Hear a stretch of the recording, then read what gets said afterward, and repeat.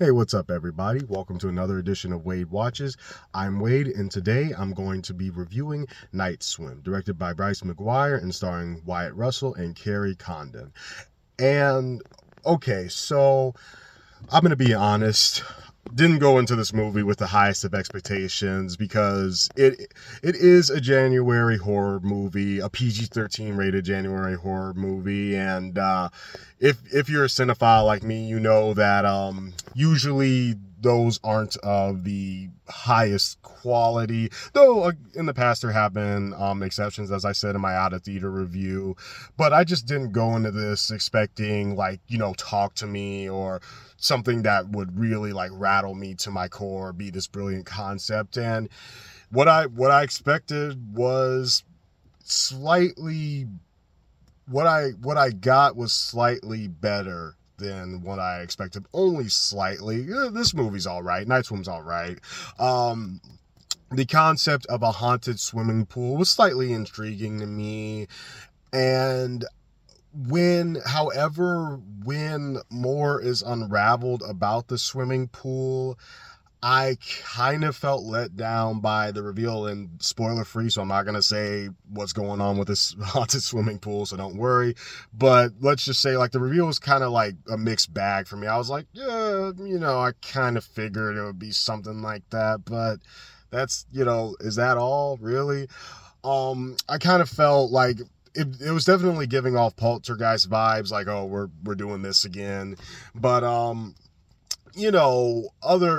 than that, there's really nothing remarkable about Night Swim, nothing that really stands out. The haunted swimming pool is, what you're there to see, and that is definitely the star of this movie because they do try and have this other subplot with, our main characters, our husband and wife, and their two kids. They do try and have a subplot, particularly with Wyatt Russell's father character, that I just really didn't find all that interesting, and it really didn't go with the rest of the tone of this movie.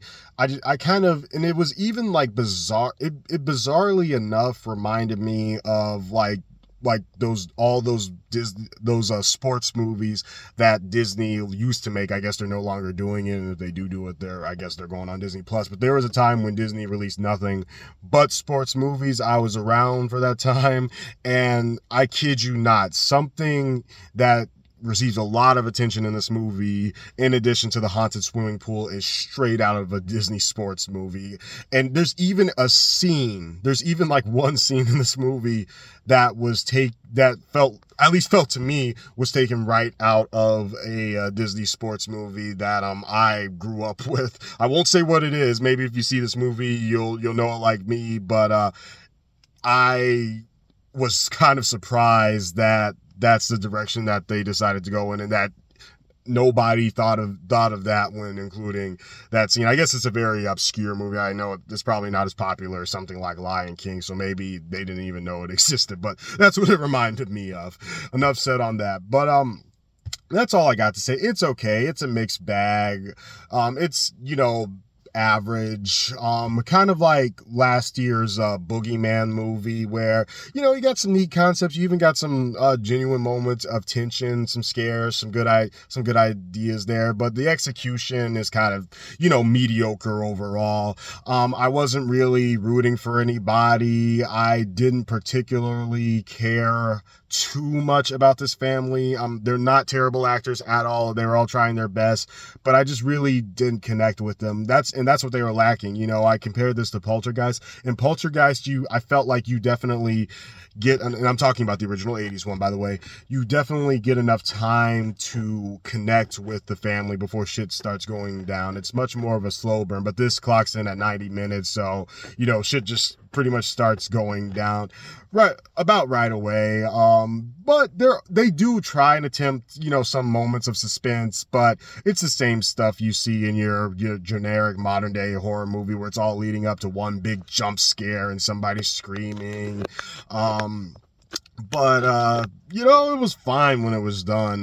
There were again, like concepts and some of the execution, but all in all, it's not super memorable. So wrapping it up, I'm going to give Night Swim a 6 out of 10. It's okay. It's fine if you're just looking for a way to waste an hour and a half, and if you're in the mood for, just a spooky little horror movie, go check it out. But don't expect it to blow you away, because at least in my opinion, it didn't blow me away at all. But 6 out of 10 for Night Swim. This has been another edition of Wave Watches, and I will see you all next time. Peace.